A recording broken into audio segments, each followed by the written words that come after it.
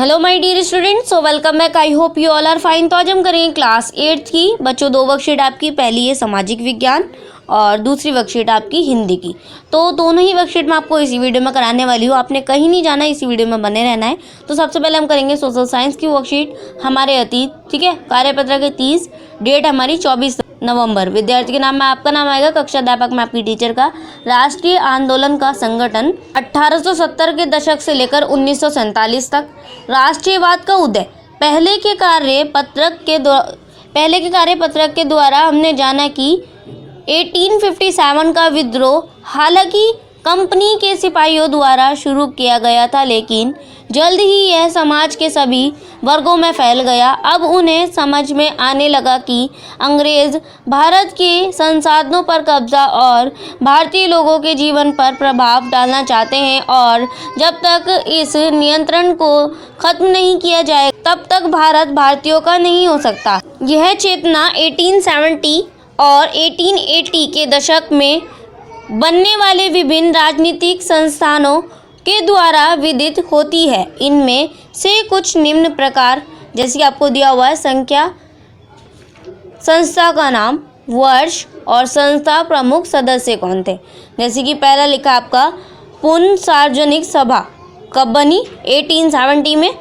और ये संस्था प्रमुख सदस्य कौन थे, महादेव गोविंद, SH चिपलूसकर, गणेश वासुदेव जोशी, ठीक है। फिर उसके बाद है इंडियन एसोसिएशन, ये कब बना, 1876, सुरेंद्र नाथ जी, आनंद मोहन बोस, ठीक है। फिर उसके बाद है थर्ड आपकी मद्रास महाजन सभा, कब बनी, 1884 में, जी सुब्रमण्यम आयर, आनंद चार्लू, ठीक है। फिर उसके बाद है फोर्थ आपकी बॉम्बे रेजिडेंस एसोसिएशन, कब बनी, 1885 में, फिरोजा शाह मेहता, KT तेलंग, बदरुद्दीन तैयबजी, ठीक है। फिर उसके बाद है भारतीय राष्ट्रीय कांग्रेस, 1885, AO हयूम, दादा भाई नौरोजी, DE वाचा, ठीक है। चलिए आगे बढ़ते हैं। हालांकि इनमें से कई संस्थाएं भारत के किसी खास हिस्से में काम कर रही थी, लेकिन उन्होंने अपना लक्ष्य पूरा भारत के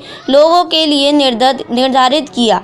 उनका मानना था कि भारतीयों को उनके अधिकारों के प्रति सशक्त बनाया जाना चाहिए। इन विचारों के अलावा 1870 और 1880 के दशक में कुछ कड़े कानून के कारण अंग्रेज़ों के प्रति भारतीयों के मन में असंतोष बढ़ता ही जा रहा था, ठीक है। नीचे आ जाते हैं। आर्मस्टर एक्ट, वर्नाक्यूलर प्रेस एक्ट, और ये हमारा इल्बर्ट बिल, ठीक है। तो बच्चों इसमें क्या लिखा है, 1878 में पारित किया गया। ये भी 1878 में पारित किया गया और ये 1883 में पारित किया गया। फिर उसके बाद भारतीयों को हथियार रखने पर पाबंदी। अंग्रेजी सरकार को यह अधिकार दिए गए कि वो किसी भी आपत्तिजनक सामग्री के प्रकाशन पर उस समाचार पत्र की संपत्ति को जब्त कर सकती है। उसके बाद भारतीय जज अंग्रेज या यूरोपीय लोगों न्यायिक सुनवाई नहीं करते थे। फिर उसके बाद लेकिन अंग्रेज़ों के विरोध के कारण सरकार को इसे वापस लेना पड़ा। फिर उसके बाद इससे भारतीयों में असंतोष फैल गया, क्योंकि इसने अंग्रेज़ों के नस्ली भेदभाव को उजागर कर दिया, ठीक है। बच्चों आ जाते हैं क्रियाकलाप दी हुई आपको। अपने अध्यापक अध्यापिका या अभिभावकों की सहायता से अपनी पसंद के स्वतंत्र प्राप्ति के पूर्व की किसी एक राष्ट्रीय संस्था के बारे में जानकारी एकत्रित कीजिए। तो बच्चों आप लिख देंगे भारतीय राष्ट्रीय कांग्रेस के बारे में। आप गूगल पर सर्च करेंगे तो आप बहुत सारी जानकारी निकल के आएगी, उसके बारे में लिख दीजिएगा। फिर उसके बाद क्वेश्चन नंबर फर्स्ट आपका, पूना सार्वजनिक सभा के शब्द सार्वजनिक से आप क्या समझते हैं। तो बच्चों इसका उत्तर आप लिखेंगे सार्वजनिक का अर्थ सार्वजन अर्थात सभी लोगों के लिए, ठीक है। फिर क्वेश्चन नंबर 2 आपका, वर्नाक्यूलर प्रेस एक्ट में किस प्रकार भारतीयों को प्रभावित किया गया। तो आप लिखेंगे वर्नाकुलर प्रेस एक्ट के पारित होने के बाद कोई भी भारतीय प्रकाशन अंग्रेज़ों के खिलाफ कुछ नहीं छाप सकती थी। फिर उसके बाद क्वेश्चन नंबर 3 है, इल्बर्ट बिल क्या था।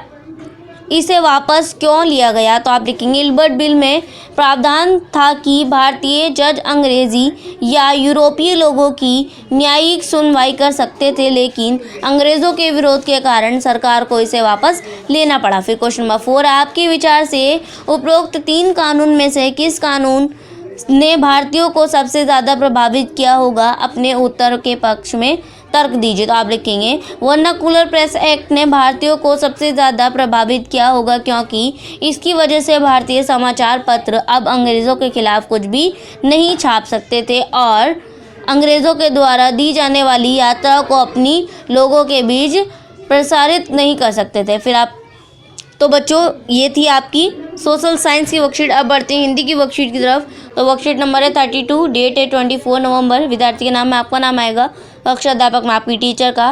पढ़ते हैं जहाँ पैया है। फातिमा एक माध्यमिक स्कूल में पढ़ती है और उन्हें साइकिल चलाने का ऐसा चाव था, यानी कि क्या था, इंटरेस्ट, कि हर शाम आधे घंटे के लिए वह किराए पर साइकिल लेती है। एक नई साइकिल खरीदने की उसकी हैसियत नहीं है। फातिमा ने बताया कि साइकिल चलाने में एक ख़ास तरह की आज़ादी है, हमें किसी पर निर्भर नहीं रहना पड़ता। मैं कभी इसे नहीं छोड़ूंगी। जमीला, फातिमा और उसकी मित्र अफकश, इस सब की उम्र 20 वर्ष के आसपास है और उन्होंने अपने समुदाय की अनेक युवतियों को साइकिल चलाना सिखाया है।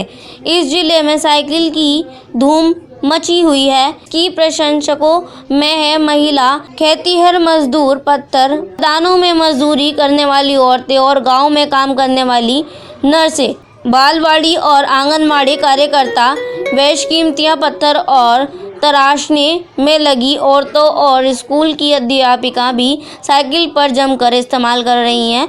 ग्राम सेविकाएं और दोपहर का भोजन पहुंचाने वाली औरतें भी पीछे नहीं हैं।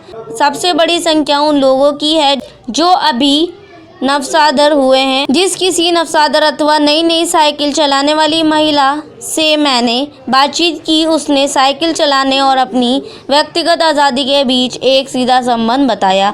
साइकिल आंदोलन की एक अगुआ का कहना है, मुख्य बात यह है कि इस आंदोलन में महिलाओं को बहुत आत्मविश्वास प्रदान किया। महत्वपूर्ण यह है कि इसने पुरुषों पर अपनी निर्भरता कम कर दी है। अब हम प्राय देखते हैं कि कोई औरत अपनी साइकिल पर 4 किलोमीटर तक दूरी आसानी लाने जाती है। कभी कभी सभी साथ में उसके बच्चे भी होते हैं। यहाँ तक कि साइकिल से दूसरे स्थानों से सामान ढोने की व्यवस्था भी खुद ही की जा सकती है। लेकिन यकीन मानिए, जब उन्होंने साइकिल चलाना शुरू किया तो इन पर लोगों ने जमकर पहरा किया, जिसे इन्हें झेलना पड़ा। गंदी गंदी टिप्पणियाँ की गई, लेकिन धीरे धीरे साइकिल चलाने को सामाजिक स्वीकृति मिली।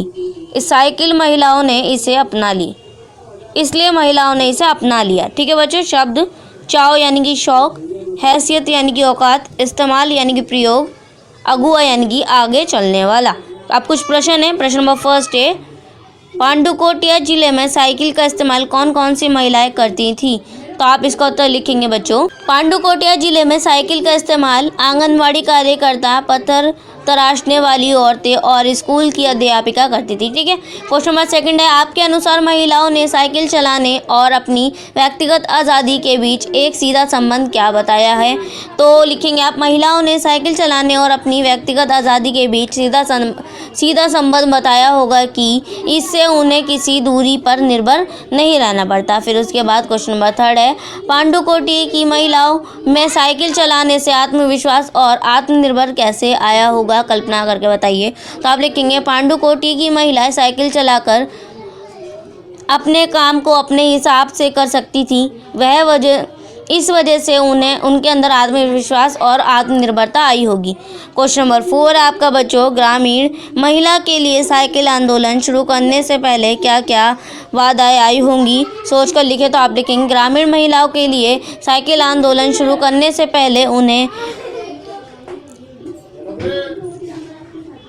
अपने सामाजिक रूढ़िवादी और तोड़ना पड़ा होगा और समाज के लोगों ने जो गंदी टिप्पणियां की उन्हें भी झेलना पड़ा होगा। साथ ही सामाजिक स्वीकृति ना होने से और भी कई तरह की कठिनाइयां उनके सामने आई होंगी। क्वेश्चन नंबर 5 आपकी गतिविधि, यदि पहिया ना हो तो क्या होगा? कल्पना कर व बड़ों से सहायता लेकर लिखिए। तो आप लिखेंगे यदि पहिया ना हो तो हमारी ज़िंदगी इतनी तेज़ नहीं होती, एक जगह से दूसरी जगह पहुंचने में महीनों लग जाते और हम इतना विकास नहीं कर पाते। ठीक है बच्चों, तो ये थी आपकी आज की वर्कशीट। दोनों मैंने आपको करा दी, हिंदी की भी और सोशल साइंस की भी। एंड आई होप आप लोगों को वर्कशीट समझ में आ गई होगी। सो प्लीज़ चैनल को सब्सक्राइब करना मत भूलिएगा और बेल आइकन को भी प्रेस कीजिएगा। तो चलिए मिलते हैं नेक्स्ट वीडियो में, तब तक के लिए टेक केयर एंड गुड